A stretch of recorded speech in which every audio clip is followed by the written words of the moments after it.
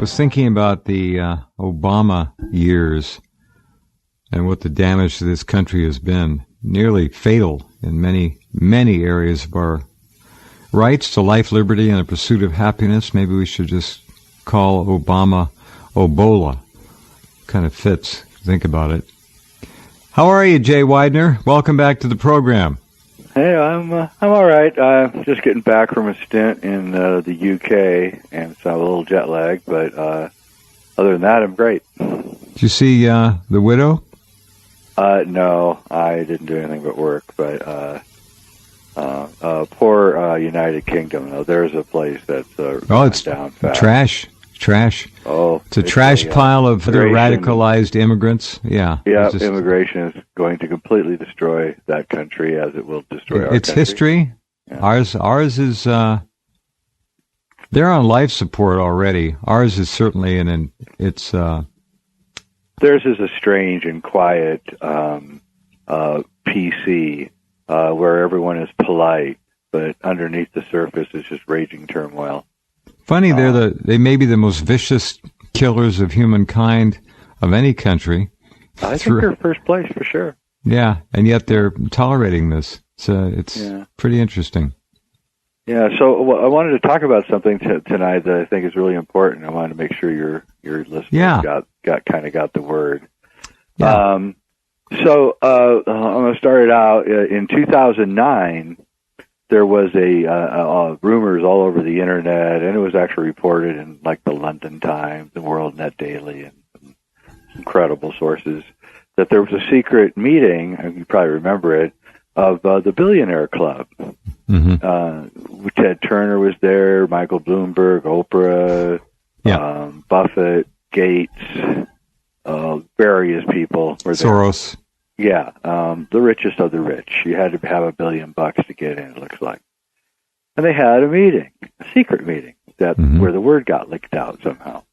And in this secret meeting, we learned that the subject of this secret meeting was depopulation, and that each person had to give a presentation on how they were going to use their money to further depopulation goals. And furthermore, a plan was laid out by someone at this gathering for a successful depopulation plan. And when Oprah, and kudos to her, when she reportedly when she saw this plan, she became so upset that she threw up. Because well, yeah. And so I want you to keep that in mind as we go further here, because this meeting was for sure it happened, and no one's denying it. I even think Bono was there, the rock and roller. Anyway, so this plan, this depopulation plan, Ted Turner was there. Very important that you understand that he was there. Yeah. Okay. So the king of Patagonia. Got it. Yeah. Well, he does own a lot of land down there. So then we have the Georgia Guidestones, which are in Georgia. And the Georgia Guidestones have the 10 Commandments for the New World Order. And the top commandment is that you should keep your population under 500 million. And the 10th commandment is don't be a cancer on the earth, because, we're humans, we're cancer. And now that's 500 million for the planet. Not just your country. No, the planet. So that means 6.5 of us have to go away. That's right. And let's not forget about Prince Philip and his wish. That kind of folds into that. And Prince Charles has these same wishes. Mm-hmm. And there's various professors at Texas universities who have explained exactly the right way to do all this. But anyway, we can get into that later because it's really germane to where I'm going with all this. So the Georgia Guidestones, of course, I'm actually the person who actually made them famous. I did a movie, my company, I didn't make the movie, but my company financed a documentary, 2012, The Odyssey, which went down to Georgia and examined and found out that the Masons were involved in building it. Yeah. And we talked to a lot of the people that were involved in it, and that's where I started getting the general idea that Ted Turner was R.C. Christian, the mysterious anonymous gentleman who financed the building of the Georgia Guidestone. And I've never had any hard evidence on it, except for the fact that before he changed his handwriting style some time ago, his handwriting style was very similar to R.C. Christian, the anonymous guy, right, who built the Georgia Guidestone. Mm-hmm. All right, so the Georgia Guidestones have been there since March 22nd, 1980, when they were christened, and they've, the conspiracy community kind of always freaked out by it, and like, is this their ultimate plan?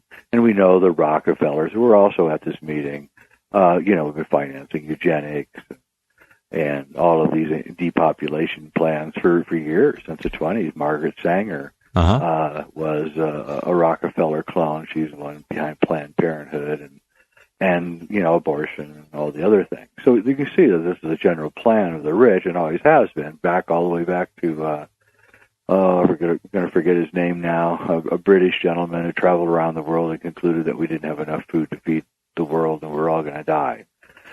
This also goes into Paul Ehrlich, the population bomb in the late 70s, right before the Georgia Guidestones were constructed. This book came out saying that, depopulation was destroying, or populations were destroying the world, species, and that, if we keep on going the way we're going to all be dead of famine by the mid-1980s. Scaring the living crap out of my generation and causing a lot of people to really reduce the number of kids that they were having. Yeah. And so we can see that this has been the agenda the whole time. And so what curious thing happened in either late August this year or early September this year, somebody went into the Georgia Guidestones and placed a cube, a six-sided stone, up into a niche, which is in the English-speaking panel, right next to the first commandment, which says reduce your population to 500 million. And the two visible sides of this cube that we could see from the ground was a 20 on one side and a 14 on the other, 2014. Now that cube, just for our listeners, appeared kind of overnight. Nobody saw it being placed there. It was fantastic point, because that is so important, because there's security cameras watching this, because the thing has been defaced so often.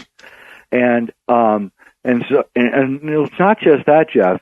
It's that there was that somebody had to get up there at some point and cut that niche. That niche wasn't there before. Okay, now wait a minute. Hold on.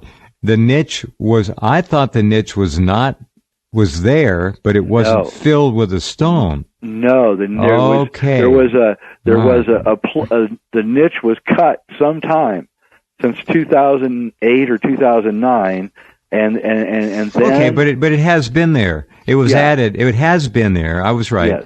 And the rock that filled it appeared overnight. That's what you're talking about. This granite block. Yeah, we don't know when, because we don't know how many. It's a pretty vacant area of Georgia. And it said 2014 on this block. That's important. Yeah.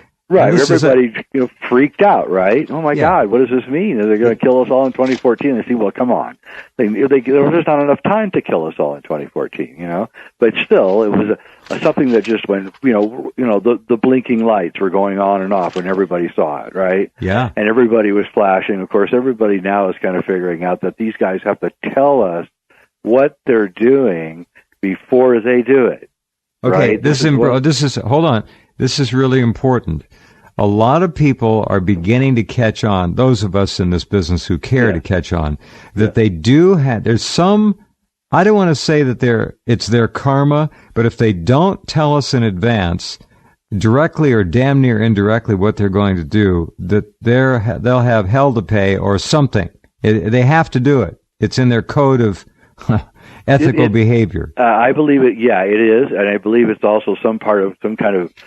I don't want to get too spiritual, New Age here, but there's something about the nature of reality that says that evil has to always telegraph ahead what it's doing.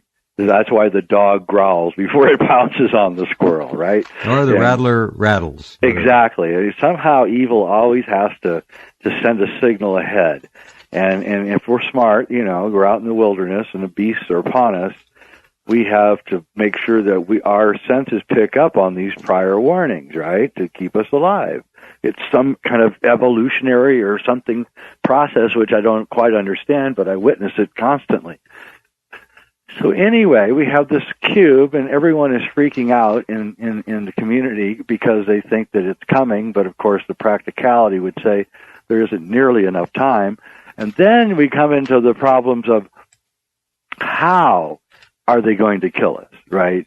Are they going to kill us with war? Are they going to kill us with disease? Because they're all, there's blowback on all of these things. This is why they haven't done anything yet. They even AIDS was a blowback to them, and a lot of them died of AIDS. And so they want to make sure there's no blowback, right? That's the most important part. They don't get caught in the depop, right? That's the key. They have to where be, I'm going here? They have to, they have to be insulated from whatever the danger is. Right. So we're slowly getting the picture in focus here that if you're going to do this, you got to do it in some kind of systematic way, and they're going to tell us what they're doing, maybe possibly in some kind of great detail. We don't know. And what I'm about to say is just one part of the revelation and there's going to be more, I predict. When the stone came down and I saw the 6 sides, I understood, almost immediately what it was saying. And it just, floored me. So we have 6 sides now, not just 2. 2 sides say, one side says 20, one side says 14. This is around the perimeter of this cube. Then the other one says 8, and then the other one says 16. And then on the top of the cube it says MM, and on the bottom of the cube it says JAM, right? Which no one could see the top of. No one could see any of this until the guy pulls it off and throws it down to the ground. Mm-hmm. And the woman goes over and films it with her cell phone camera, right? So, what does this mean?